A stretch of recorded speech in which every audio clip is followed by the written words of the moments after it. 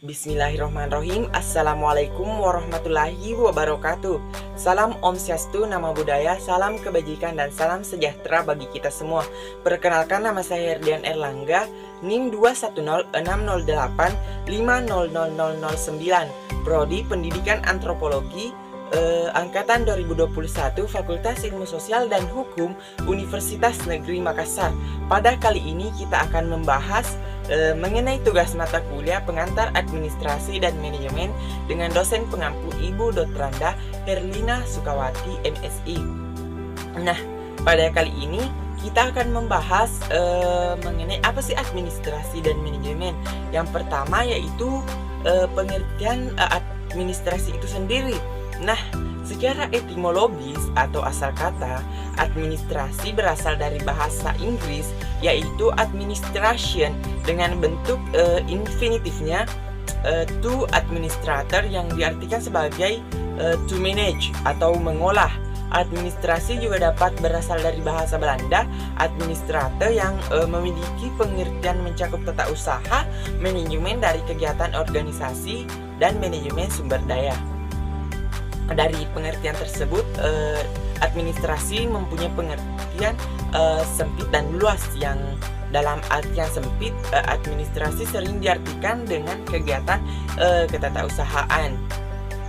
Nah, materi kita yang kedua yaitu pengertian manajemen. Nah, manajemen itu sendiri adalah suatu seni atau prinsip yang berkaitan dengan pengorganisasian seperti penyusunan, perencanaan, membangun organisasi dan pengorganisasiannya, pergerakan serta pengendalian ataupun pengawasan.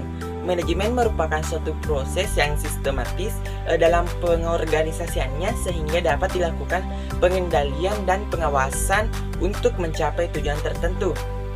Kata manajemen berasal dari bahasa Inggris yakni manage yang memiliki arti mengatur, merencanakan, mengolah, mengusahakan, dan memimpin. Secara etimologis, manajemen merupakan seni untuk melaksanakan dan mengatur. Hal tersebut yang mendasari manajemen sebagai seni mengolah dan mengatur agar tersusun secara rapi. Istilah manajemen tersebut biasanya diidentikan dengan dunia bisnis dan perkantoran. Nah, kita memasuki pembahasan yang ketiga, yaitu persamaan antara administrasi dan manajemen. Adapun hal-hal yang dimaksud menurut Silalahi adalah sebagai yang pertama, kesamaan sifat baik administrasi maupun manajemen memiliki sifat yang sama, ya antara lain yaitu sifat seni dan ilmu, dinamik, integratif, bersifat normatif, bersifat teologi. Yang kedua, kesamaan prinsip efisiensi dan efisiensitas usaha kegiatan kerjasama dalam mencapai tujuan. Yang ketiga, ciri atau karakteristik dalam hal itu antara lain adalah sekelompok orang kerjasama atas dasar pembagian kerja yang berlangsung dalam organisasi.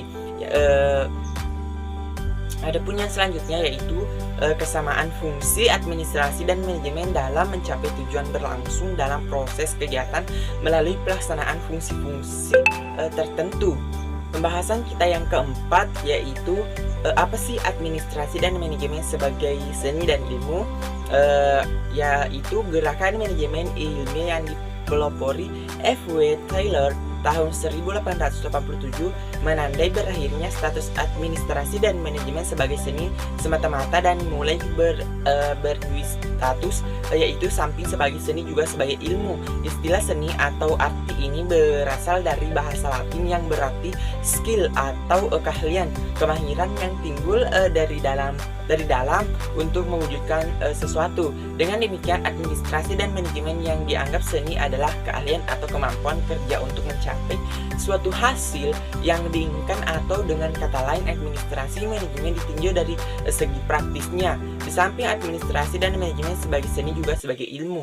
Administrasi sebagai ilmu melalui perjuangan yang cukup lama dan diawali dengan praktek penyelidikan yang dilakukan oleh F.W. Taylor dan Henry Fayol yang kemudian melahirkan teori-teori yang sangat diperlukan dalam usaha meningkatkan efisiensi perusahaan. Nah, pembahasan kita yang kelima yaitu pembagian ilmu administrasi. Jadi, adapun pembagian administrasi dapat dikemukakan berdasarkan pendapat para ahli. Yang pertama yaitu Ye Wayong.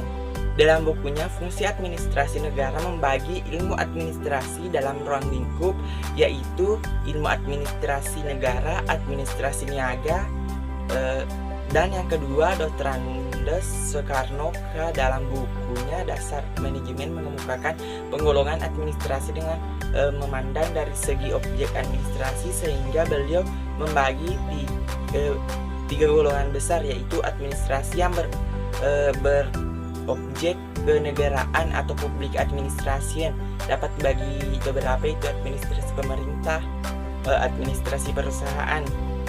Yang kedua, administrasi yang berobjek ke swasta atau niaga, business administration, dibagi lagi menjadi administrasi perusahaan, administrasi bukan perusahaan atau non niaga. Yang ketiga, administrasi yang berobjek internasional atau international administration, termasuk di dalamnya seluruh aktivitas yang bergerak di bidang internasional seperti PBB dan lain sebagainya, ASEAN. Yang ketiga, Spesiagian dalam bukunya Filsafat Administrasi membagi ilmu administrasi dalam dua bagian besar, yaitu administrasi negara, terbagi lagi menjadi manajemen administrasi kepegawaian, administrasi keuangan, office manajemen, leadership, filsafat administrasi dan sebagainya, dan administrasi privat atau niaga, terbagi lagi menjadi manajemen produksi, industri, business education, traffic management dan sebagainya. Jadi dapat disimpulkan bahwa administrasi adalah seluruh proses pelaksanaan kegiatan yang dilakukan oleh dua orang atau lebih secara rasional dalam rangkaian mencapai tujuan yang telah ditentukan sebelumnya. Sedangkan manajemen adalah ilmu dan seni tentang upaya untuk semua sumber daya yang dimiliki untuk mencapai tujuan secara efektif dan efisien.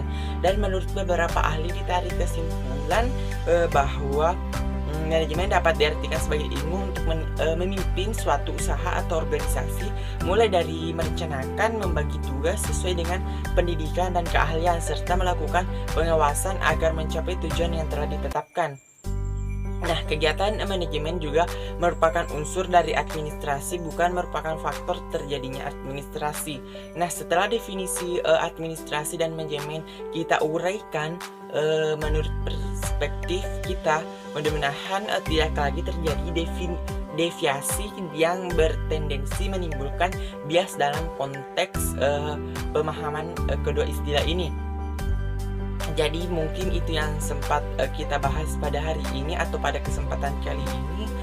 Jika terdapat berbagai kesalahan atau kekurangan, mohon untuk dimaklumi. Dan sekian dari saya. Assalamualaikum warahmatullahi wabarakatuh.